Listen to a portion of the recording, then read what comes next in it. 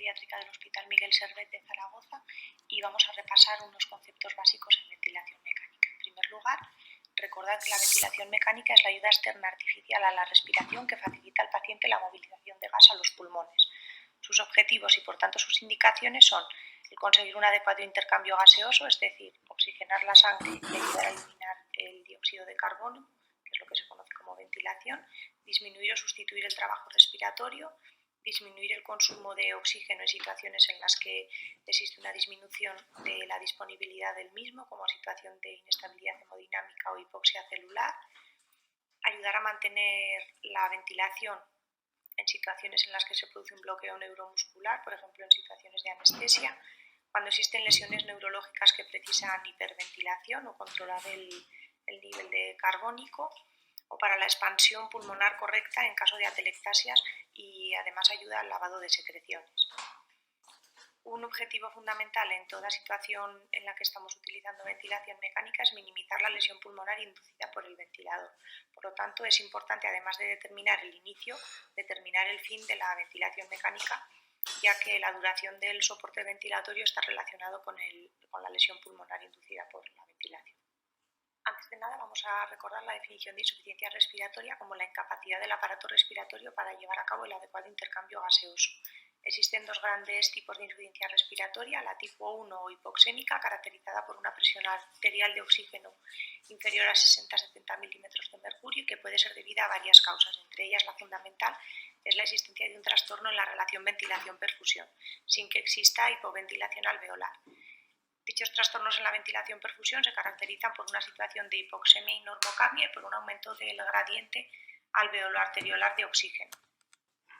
El trastorno en la relación ventilación-perfusión puede caracterizarse por una disminución de la ventilación, es decir, una relación ventilación-perfusión inferior a 1, que es lo que se conoce como shunt intrapulmonar, situación en la que existe una mezcla de sangre que pasa por alveolos bien ventilados y por tanto bien oxigenada, con sangre que pasa por alveolos que no están bien ventilados y por tanto no están bien oxigenados, produciéndose por tanto una mezcla de sangre oxigenada con sangre no oxigenada.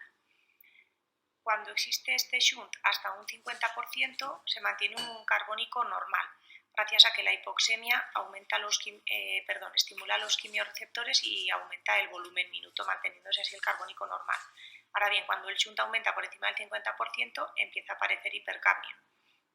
Se caracteriza además esta situación por la ausencia de respuesta al oxígeno siempre que el shunt sea superior al 30%.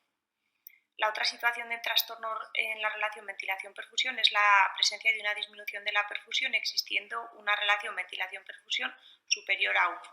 Es lo que se conoce como un aumento del espacio muerto fisiológico. Se considera patológico cuando el espacio muerto fisiológico es superior al 30% de todo el volumen respiratorio. Otras causas de insuficiencia respiratoria tipo 1 pueden ser la hipoventilación, el trastorno en la difusión y una disminución en el oxígeno inspirado. En la insuficiencia respiratoria tipo 2 o hipercápnica, lo que tenemos es un aumento del dióxido de carbono por encima de 50 milímetros de mercurio en la sangre arterial. La causa fundamental es una hipoventilación alveolar que se caracteriza por la presencia de hipercapnia e hipoxemia, pero con buena respuesta a oxígeno. Y el gradiente en la presión arterio-alveolar de oxígeno es normal. También puede aparecer una insuficiencia respiratoria hipercápnica cuando hay un aumento del espacio muerto o cuando hay un aumento de la producción de dióxido de carbono, situación que es bastante rara. Vale, en cuanto a la mecánica respiratoria, hemos de recordar que el aire siempre se mueve por gradiente de presión en cualquier sistema de la naturaleza y así ocurre también en el sistema respiratorio.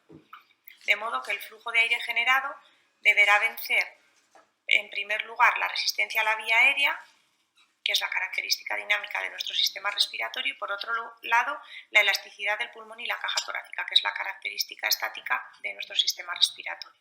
La resistencia se define como el gradiente de presión partido por el flujo, de manera que este gradiente de presión, a la que denominaremos dinámica, será igual al flujo por la resistencia.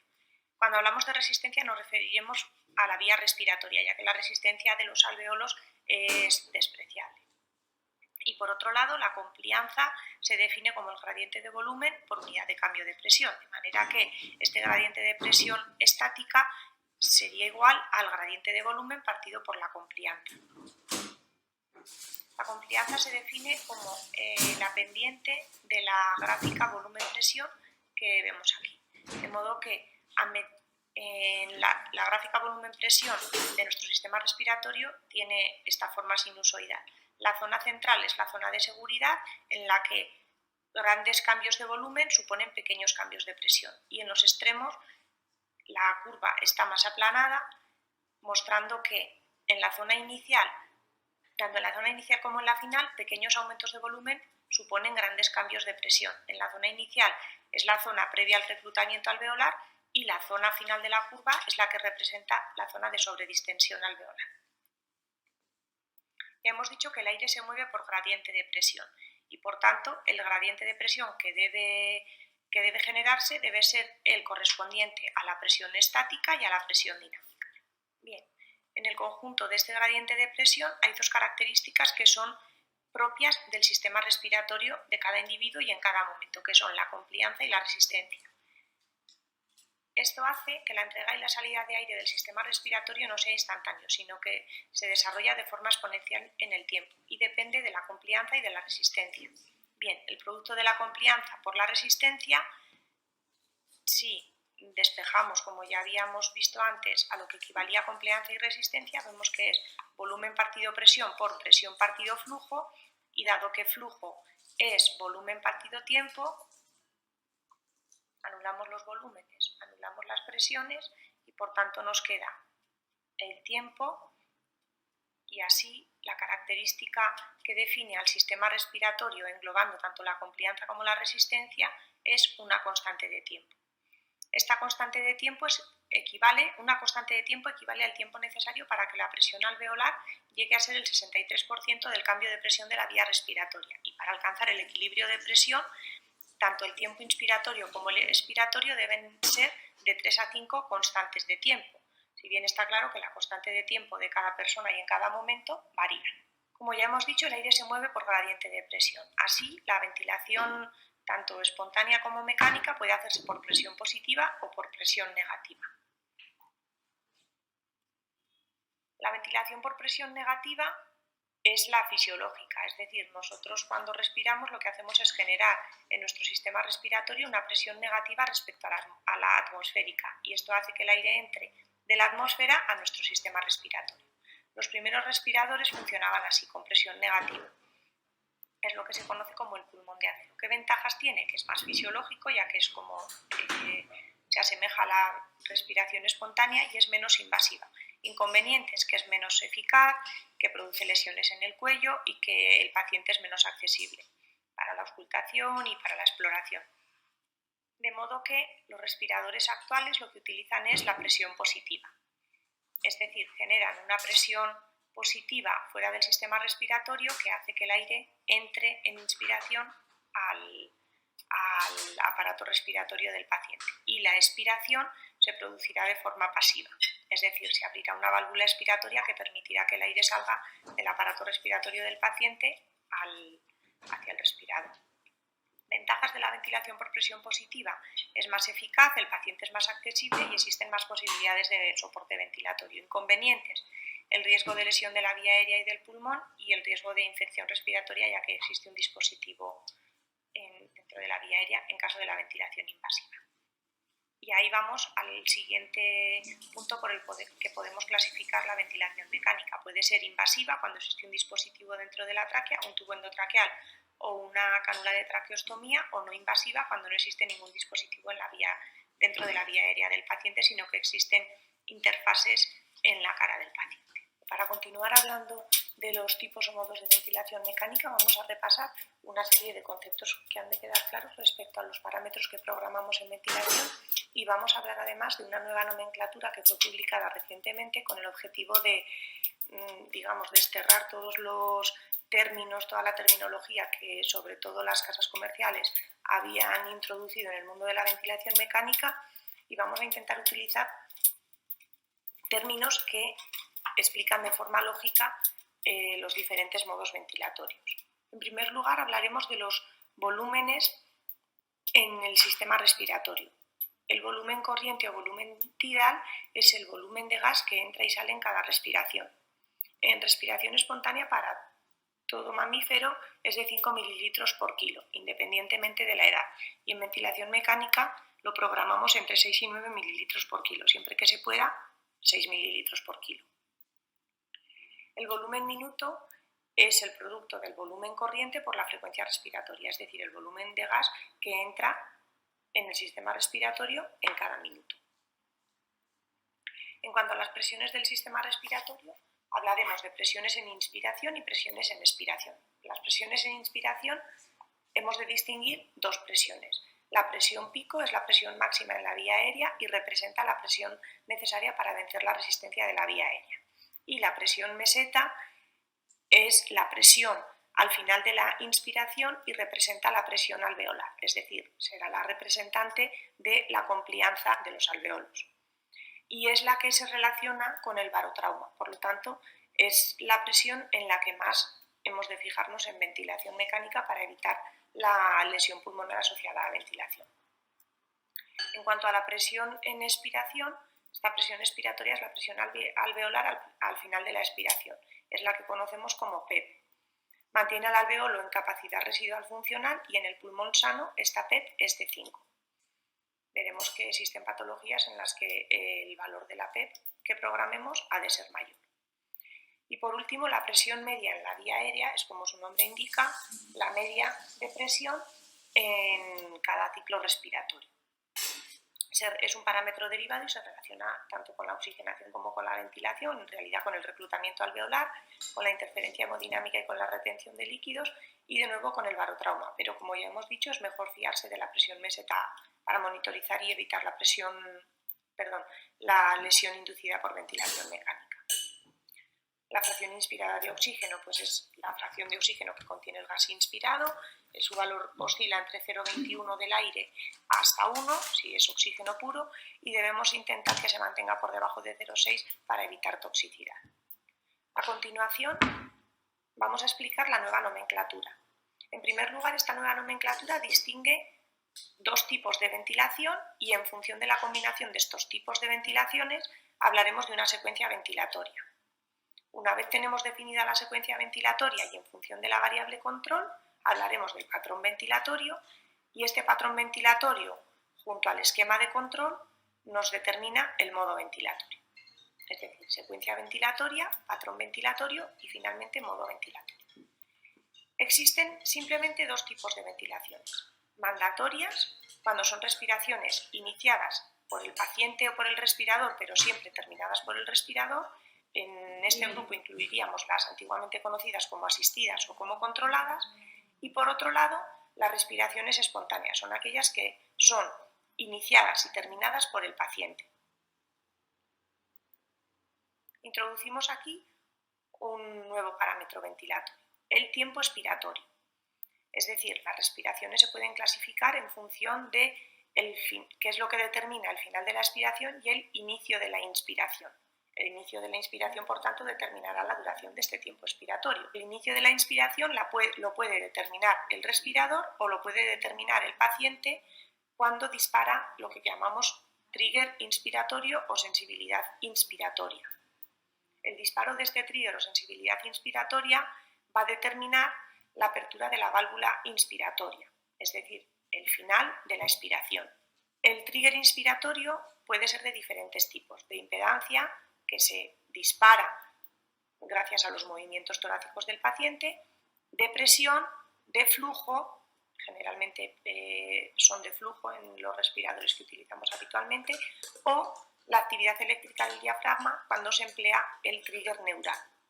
Vemos en la gráfica de presión-tiempo y de flujo-tiempo lo que tiene que ocurrir para que se dispare este trigger. Estamos en expiración y de repente el paciente hace una presión negativa mostrando que quiere inspirar y si llega al límite de este trigger que nosotros hemos programado, empezará una nueva inspiración. Mientras que si el esfuerzo que hace el paciente sí que hace una presión negativa, pero no tanto como para disparar el trigger, será un esfuerzo inefectivo y no disparará ninguna respiración. Y en la gráfica de flujo, lo mismo. El paciente tiene que generar un flujo suficientemente alto como para disparar este trigger, el límite que nosotros hayamos programado. Y en ese caso recibirá una nueva inspiración. Si hace un flujito pequeño y no llega a disparar el trigger, no llega al límite del trigger, no recibirá nueva inspiración. Hemos hablado pues de la duración del tiempo expiratorio y el trigger inspiratorio.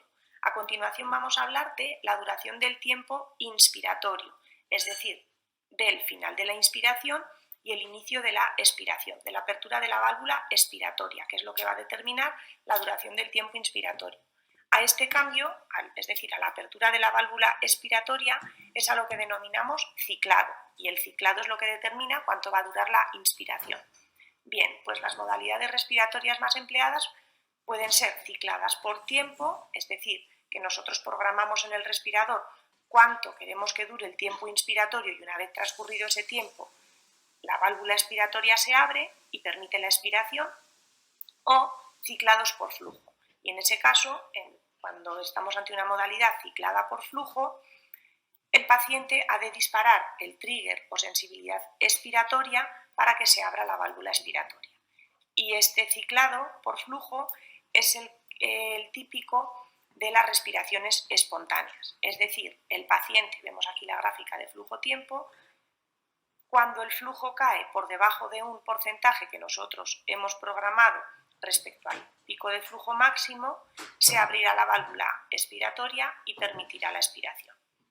A mayor valor de la sensibilidad o trigger expiratorio, por ejemplo el 40%, más corto será el tiempo inspiratorio, mientras que con un trigger, un porcentaje de flujo más bajo, más largo será el tiempo inspiratorio.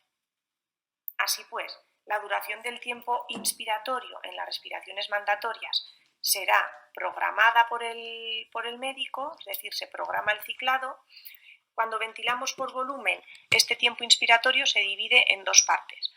Un 23% del tiempo inspiratorio se dedica a la entrada de gas, es decir, existe flujo, y un 10% de la duración de este tiempo inspiratorio es una pausa en la que no existe flujo y el aire se distribuye por el sistema respiratorio.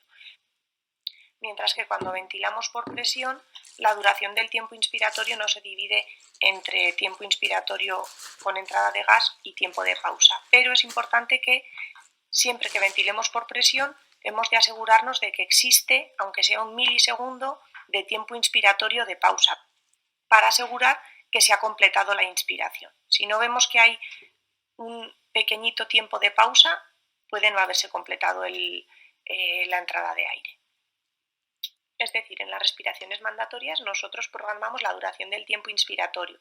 El resto del tiempo del ciclo será tiempo para la expiración, si antes el paciente lógicamente no dispara el trigger inspiratorio, y en el pulmón sano la relación entre inspiración y expiración es 1:2, es decir, la expiración dura el doble que la inspiración. Hay que decir que frecuencia respiratoria, la duración de los tiempos y la relación IE son parámetros, lógicamente, que dependen uno del otro, y en función del respirador que utilicemos tendremos que programar unos u otros, ¿vale? Pero en las respiraciones mandatorias somos nosotros los que determinamos la duración del tiempo inspiratorio, es decir, el ciclado. En ventilación por presión no existe en sí tiempo de pausa que nosotros programemos, pero hemos de asegurarnos, tal y como vemos en esta gráfica, de que hay un tiempo, aunque fuera así de cortito, en el que el flujo ha llegado a cero. Mientras que en la ventilación por volumen vemos que el tiempo inspiratorio, es decir, antes de abrirse la válvula expiratoria aquí, se divide este tiempo inspiratorio en dos partes, una parte en la que hay flujo y otra parte en la que no hay flujo, que es el tiempo de pausa. En las respiraciones espontáneas la duración del tiempo inspiratorio no se programa, es decir, lo decide el paciente con el disparo del trigger expiratorio. Y la relación, por tanto, IE y el tiempo expiratorio también lo decide el paciente. Es decir, la característica de las respiraciones espontáneas es que el paciente tiene la posibilidad de disparar el trigger expiratorio y lo disparará para determinar la duración de la inspiración. Así pues, en función de la combinación de los tipos de ventilación tendremos la secuencia ventilatoria. Cuando solamente hay respiraciones mandatorias estaremos ante una ventilación mandatoria continua. Cuando solamente hay respiraciones espontáneas estaremos ante una ventilación espontánea continua, y cuando caben respiraciones mandatorias y espontáneas, estaremos en una ventilación mandatoria intermitente. Estas serán pues las tres secuencias posibles: mandatoria continua, mandatoria intermitente y espontánea continua. Existen, como todos sabéis, muchísimos tipos de respirador. ¿Cómo sabemos cuando empezamos a utilizar un respirador nuevo qué secuencia ventilatoria corresponde al modo de nuestro respirador? Muy sencillo. Hemos de preguntarnos primero si están permitidas las respiraciones mandatorias. Si están permitidas las respiraciones mandatorias, nosotros tendremos que programar frecuencia respiratoria, duración de los tiempos o relación IE. En el caso de que no programemos ninguno de estos parámetros, es decir, que veamos que no están permitidas las respiraciones mandatorias, todas las respiraciones son espontáneas. Por tanto, estamos ante una secuencia espontánea continua. Si están permitidas las respiraciones mandatorias, tenemos que preguntarnos, ¿además están permitidas las espontáneas? ¿Cómo sabemos esto? Pues porque tendremos que programar trigger expiratorio o presión soporte. Ojo, que hay algunos respiradores en los que en las modalidades espontáneas el trigger expiratorio viene programado de fábrica y no lo programamos nosotros, ¿vale? Entonces, si están permitidas las espontáneas, además de las mandatorias, nuestra secuencia será mandatoria intermitente. Pero si las espontáneas no están permitidas, es decir, solamente estaban permitidas las mandatorias, estaremos ante una secuencia mandatoria continua. Además, dentro de la secuencia mandatoria intermitente hay tres tipos. La ventilación mandatoria intermitente sin más es aquella en la que la frecuencia respiratoria de las mandatorias es constante, la que nosotros hayamos programado. La mandatoria intermitente con un apóstrofe es aquella en que las respiraciones mandatorias solamente se activan si la frecuencia respiratoria espontánea es menor de la que nosotros hayamos programado. Y la mandatoria intermitente con dos apóstrofes es aquel en el que nosotros programamos un volumen minuto. Es decir, si ese volumen minuto no se consigue con las espontáneas, se añadirán mandatorias hasta conseguir ese volumen minuto. Vale, seguimos. Hemos dicho que la secuencia ventilatoria combinada con la variable control determinará el patrón ventilatorio. Entonces vamos a explicar la variable control.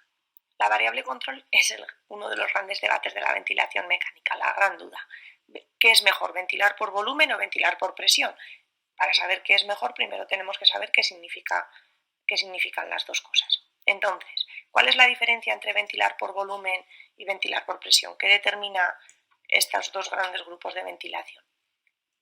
El parámetro que programamos, es decir, cabe pensar que ventilar por volumen es que tú programas el volumen que mete el respirador y ventilar por presión que tú programas la presión. Vale, pues esto es lo que cabe pensar de entrada, pero no es así, como ya sabéis. Lo que diferencia la ventilación por volumen de la ventilación por presión es el tipo de flujo inspiratorio. Así, cuando nosotros ventilamos por presión, el respirador se comporta como un generador de baja presión. ¿Qué quiere decir? Estas son las presiones generadas en el respirador y esta es la presión que hay en el sistema respiratorio del paciente. Cuando empieza la inspiración, en el niño hay una presión de 5 de su PEP, es decir, del final de la expiración, y el respirador genera presiones bajas, es decir, en principio la presión que genera el respirador es la que nosotros queremos que alcance en inspiración, la presión inspiratoria máxima. Bien, nada más empezar la inspiración entonces, aquí, el gradiente, en este caso si hemos programado una presión inspiratoria de 30, el gradiente será de 25. Y a medida que vaya entrando aire en el sistema respiratorio del paciente, el gradiente irá disminuyendo y esta disminución del gradiente de presión lo que hace es que la velocidad del flujo sea cada vez menor, es decir, la forma del flujo es decelerante. Empieza siendo un flujo máximo y va cayendo porque el gradiente de presión va disminuyendo. Así es como funciona el respirador cuando ventilamos por presión. Sin embargo, cuando ventilamos por volumen, lo que ocurre es que el respirador se comporta como un generador de alta presión y genera presiones suprafisiológicas. No quiere decir que esta presión alcance al alveolo, por supuesto, porque si no, estaría contraindicado utilizarlo. Esta es la presión que hay en la turbina del respirador. Así, cuando empezamos la inspiración, aquí, lo mismo, en el sistema respiratorio del paciente hay una presión de 5 y el gradiente sería pues, de 995 si el respirador está haciendo una presión de 1000. A medida que va entrando aire en el sistema respiratorio del paciente, es verdad que el gradiente va disminuyendo, pero la disminución relativa es tan pequeña que prácticamente no se modifica. Podemos decir que el gradiente prácticamente se mantiene constante y por tanto la velocidad del flujo se mantiene constante. Y después queda un tiempo de pausa para la distribución del aire. Y esta es la ventaja de la ventilación controlada por volumen, que al permitir flujos muy altos, es capaz de meter el volumen tidal en muy poco tiempo inspiratorio y por tanto ayudará en aquellas situaciones en las que la expiración, que ya hemos dicho que es pasiva en ventilación mecánica, requiera ser muy larga. ¿Vale? Como ya se explicará en otras clases, esto ocurre cuando hay un patrón obstructivo. ¿Vale? Por eso la ventaja fundamental de la ventilación por volumen es la ventilación de aquellos pacientes con un patrón obstructivo, ya que este flujo alto permite meter el volumen tidal en muy poco tiempo y permitir que no se quede aire atrapado en expiración. Así pues, el flujo inspiratorio se define como la velocidad de entrada de aire. Generalmente hablamos de él en litros por minuto. En ventilación por volumen, como ya hemos visto, este flujo es constante durante la inspiración y se representa con una onda cuadrada en la curva flujo-tiempo y determina la duración de la entrada de aire. A más flujo, menos tiempo de entrada de aire. Y se puede calcular, claro que se puede calcular, y será el volumen corriente en litros partido por el tiempo en el que hay entrada de aire, es decir, la duración total del tiempo inspiratorio menos el tiempo de pausa, y si hablamos de estos tiempos en segundos, pues recordad que hay que multiplicar por 60 segundos que tiene un minuto. Mientras que en ventilación por presión, el flujo tiene una forma de acelerante y este flujo determina la velocidad con la que se presuriza el sistema. Es decir, que si nosotros programamos un flujo demasiado pequeño, podría no presurizarse el sistema en toda la inspiración. Esta diferencia en el flujo inspiratorio en la ventilación por volumen y por presión determina también una curva diferente en presión-tiempo. La presión en expiración será igual en ambas modalidades, la PEP, no hay modificación, y lo que varía lógicamente son las presiones inspiratorias, ya que lo que es diferente es el flujo inspiratorio. De modo que cuando nosotros ventilamos por volumen, la curva de presión inspiratoria tiene esta forma. Existe una presión pico que corresponde a la presión que ejerce el flujo de entrada de aire por la vía respiratoria y es una presión variable y que nosotros no programamos, y a continuación, correspondiendo al tiempo de pausa, el volumen de aire que ya ha entrado se distribuye por el sistema respiratorio y alcanza esta presión meseta o presión al final de la pausa inspiratoria, esta de aquí, que representa la presión que ejerce el volumen de aire que ya ha entrado dentro de los alveolos. Por eso, como ya hemos dicho, esta presión meseta refleja la complianza de los alveolos y en la que nos tenemos que fijar para intentar evitar la lesión pulmonar asociada a ventilación mecánica. Mientras que cuando ventilamos por presión, como el flujo ya hemos dicho que va siendo decelerante, no habrá diferencia entre presión pico y presión meseta. Habrá una única presión inspiratoria que en principio es la que nosotros programaremos. Simplemente esta diapositiva para que veáis claro lo que ocurre en la ventilación controlada por volumen. Vemos que toda la duración del tiempo inspiratorio se divide en una parte en la que hay flujo y otra parte en la que no hay flujo, es decir, el tiempo de pausa. El final del flujo, es decir, de la entrada de aire por la vía respiratoria, corresponderá a nivel de presión con la presión pico, presión en la vía respiratoria, y en el tiempo de pausa, que es cuando el aire se distribuye por el alveolo, una vez transcurrido este tiempo de pausa tenemos la presión meseta, que representa la presión alveolar. Mientras que en la ventilación controlada por presión, esta onda de flujo decelerante genera a nivel de presión esta gráfica. No existe diferencia entre presión pico y presión meseta. Ahora bien, como ya hemos dicho, lo que define el funcionamiento de nuestro sistema respiratorio, como el de todos los mamíferos, es el volumen de aire que metemos en cada respiración, es decir, el volumen tidal o volumen corriente. Cuando nosotros ventilamos por presión, lo que debemos hacer es, si bien programamos una presión, inmediatamente tenemos que comprobar que gracias a esa presión inspiratoria que nosotros hemos programado, el volumen de aire que entra en nuestro sistema respiratorio es el adecuado. Es decir, que esa presión inspiratoria permite entrar un volumen tidal adecuado a ese paciente. Entonces, ¿podemos asegurar de alguna manera un volumen tidal cuando ventilamos por presión? Pues con ese objetivo nacieron las conocidas como modalidades mixtas, presión control regulado por volumen. hasta hace poco lo denominábamos así. Es decir, empleamos un flujo decelerante, pero el respirador se encarga de intentar que el volumen tidal sea el adecuado para nuestro paciente. Nosotros programaríamos pues ese volumen tidal para no tener que estar todo el rato pendiente del respirador y modificando esa presión inspiratoria para que el volumen tidal fuera el que nosotros quisiéramos. Ahora nos preguntamos, ¿es mejor ventilar por volumen o ventilar por presión? En realidad, cuando nos planteamos eso, lo que estamos pensando ¿es mejor emplear un flujo cuadrado o un flujo decelerante? ¿Depende de la edad? ¿Depende de la patología? Bien, pues de la edad no depende. El pulmón de todos, el sistema respiratorio de todos los seres humanos, independientemente de la edad y del peso, es igual. Entonces, no depende de la edad. Inicialmente los respiradores, sí que es verdad que cuando las modalidades por volumen no permitían programar volúmenes muy pequeños y por eso clásicamente se decía que a los niños pequeños, a los neonatos y a los lactantes se les ventilaba por presión. Pero no es porque su sistema respiratorio sea diferente. Entonces, la edad no debe hacernos decidir entre ventilar por volumen o por presión. ¿Depende de la patología? Pues ahí sí que depende. Sobre todo porque conviene no buscarse problemas y hay algunas situaciones especiales que se ventilan más fácilmente con algunas modalidades respiratorias. Entonces, si queremos, más que no buscarnos problemas nosotros, no buscarle problemas a su pulmón, pues será mejor utilizar una u otra modalidad.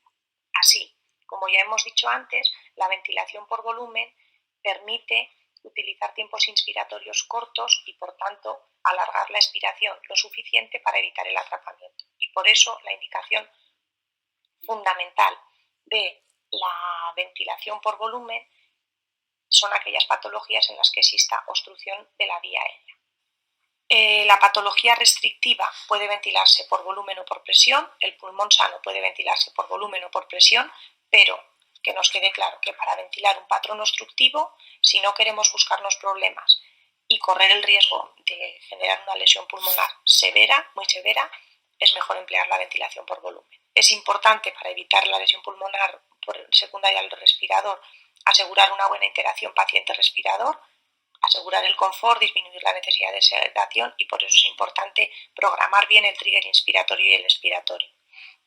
Y, como ya hemos dicho, para prevenir el daño producido por el respirador, además de disminuir los días y las horas de ventilación mecánica, hay que adaptar la estrategia ventilatoria a la patología de ese paciente. En el obstructivo ya hemos dicho que el kit de la cuestión es utilizar el tiempo expiratorio lo suficientemente largo para evitar el atrapamiento aéreo y en el restrictivo lo fundamental es encontrar la PEP óptima que mantiene al pulmón en capacidad residual funcional, es decir, que mantiene a los alveolos reclutados. De modo que la secuencia ventilatoria con la variable control determinarán el patrón ventilatorio. Y aquí tenemos las combinaciones posibles de variable control y tipos de ventilación. Tipos de ventilación mandatoria o espontánea y, importante, puede ser que la ventilación mandatoria sea por presión o por volumen, pero tened en cuenta que las ventilaciones espontáneas solamente pueden ser por presión. La ventilación espontánea hemos dicho que se define por la presencia de un trigger expiratorio. Si el flujo es de onda cuadrada, como hemos visto en la ventilación por volumen, no seremos capaces de disparar ese trigger expiratorio. Así, de la combinación de las tres secuencias ventilatorias que existen, mandatoria continua, mandatoria intermitente y espontánea continua, con la variable control, bien volumen o bien presión, definimos los diferentes patrones ventilatorios. Mandatoria continua por volumen, mandatoria intermitente por volumen, y como hemos dicho que no existe la posibilidad de espontáneas por volumen, no existirá esta opción. Es decir, por volumen podremos tener mandatoria continua o mandatoria intermitente. Querrá decir que son las mandatorias las que son respiraciones por volumen. Las espontáneas, por definición, serán por presión. Y dentro de la variable control por presión podremos tener mandatoria continua por presión, mandatoria intermitente por presión o espontánea continua por presión. Cuando hablamos de espontánea continua no hace falta decir que es por presión porque por definición lo es. Y por último, hablaremos del esquema de control. ya que diferentes modos ventilatorios pueden tener en realidad el mismo patrón ventilatorio. Y el esquema de control permite diferenciarlos, es decir, es como la tercera característica del modo ventilatorio. Y lo que determina el esquema de control son las metas a cumplir. Determina pues cómo el respirador va a llevar a cabo la ventilación del paciente dentro de una respiración y en sucesivas, de acuerdo a la capacidad y a la programación del modo seleccionado por el médico. Existen diferentes esquemas de control y vamos a explicar los más importantes. Denominaremos S o set point cuando el objetivo sea un parámetro establecido, sea un ajuste fijo. Cuando nosotros ventilamos por presión o por volumen, programamos un volumen tidal o una presión inspiratoria o incluso en la presión de soporte programamos ese parámetro y es un parámetro establecido, ¿vale? Nuestro objetivo está establecido. Por contra, denominamos A o control adaptativo cuando el objetivo sea un objetivo deseado. Es decir, esta A equivaldría a las que llamábamos modalidades mixtas o presión control regulado por volumen. Es decir, nosotros lo que programamos es una presión, pero ponemos el volumen como un objetivo deseado. Nos gustaría que en esa ventilación por presión se mantuviese ese volumen tidal, pero ya sabemos que no siempre se va a mantener ese volumen tidal, ¿vale? Eso es a lo que denominamos control adaptativo. Por otro lado, el control dual, es a lo que denominaremos D, son aquellas modalidades en las que se combinan ventilaciones por presión y ventilaciones por volumen. Por ejemplo, en el respirador Evita, cuando nosotros programamos la modalidad IPPV con Pmax, este valor de presión máxima lo que hace es determinar el paso de una ventilación por volumen, que es en principio la IPPV de este respirador, a una ventilación por presión, es decir, a un flujo decelerante. Quiere decir que cuando en el sistema respiratorio del paciente se alcanza esta presión máxima, el flujo pasa de ser de onda cuadrada a ser decelerante. Otro ejemplo sería en aquellos respiradores en los que se programa el automode y se pasa de una ventilación mandatoria continua a espontánea continua. La mandatoria continua es de volumen y pasa a una espontánea continua que, como ya hemos dicho, por definición es una ventilación por presión. Otro esquema de control importante es al que denominamos R, control servo o adaptado al esfuerzo. Son aquellas modalidades como el NAVA o la compensación del tubo endotraqueal en la que, como su nombre indica, el esquema de control se adapta al esfuerzo del paciente. Importante, cuando tenemos una modalidad mandatoria continua o espontánea continua, lógicamente solo hay un tipo de respiraciones, solo habrá un esquema de control. Pero cuando estamos en una modalidad mandatoria intermitente, es decir, hay respiraciones mandatorias y hay respiraciones espontáneas, deberemos especificar el esquema de control de las principales o mandatorias y de las secundarias, de modo que así quedará nuestra nueva nomenclatura. En primer lugar, estarán las siglas correspondientes a la variable control, volumen control o presión control, recordad en función del flujo inspiratorio, de onda cuadrada o de onda decelerante. A continuación, la secuencia en función de los tipos de ventilaciones, que hemos dicho que podrá ser mandatoria continua, mandatoria intermitente o espontánea continua. Y a continuación, el esquema de control de la ventilación principal, separado por una coma, con la respiración secundaria. Así, la variable control de la ventilación principal, esto es importante, la variable control la referimos a la ventilación principal, en el caso de la IMV. La secuencia ventilatoria y el esquema de control tanto de la principal como de la secundaria es lo que definirá el modo ventilatorio. Y por último, no olvidarnos de hablar de las alarmas, igual que no debemos olvidarnos de programar las alarmas siempre antes de conectar al paciente. El objetivo de las alarmas es avisar y proteger al paciente, avisar al médico y proteger al paciente de la desviación de los parámetros que hemos programado, y esta desviación se puede producir por un defecto en la programación, por una alteración en el estado del paciente, cosa muy importante, por una desincronización o por un mal funcionamiento del respirador. Las alarmas que hemos de programar son de presión, de volumen, de frecuencia y de oxígeno. Importantísimo, programar alarma de presión máxima, porque es la que nos va a avisar de un posible daño a nivel alveolar. Debemos programarla, se puede programar bien 10 centímetros de agua por encima de la presión máxima que está haciendo el paciente en ese momento, o como máximo en 35 centímetros de agua. Ahora bien, hay que tener en cuenta que esta alarma pitará cuando la presión en cualquier parte del sistema respiratorio pase de esos 35 centímetros de agua. Puede ser la presión pico o puede ser la presión meseta. Y habrá muchas situaciones en las que tendremos que aumentar este límite de presión.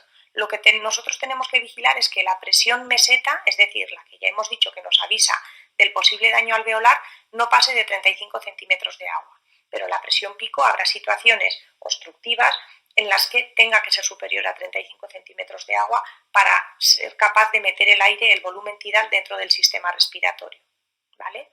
En principio la programaremos en 35, pero pues habrá situaciones, ya digo, patrones obstructivos severos en los que, lógicamente, esa presión inspiratoria de alarma tendrá que ser superior y seremos nosotros los que tendremos que vigilar que la presión meseta no pase de 35.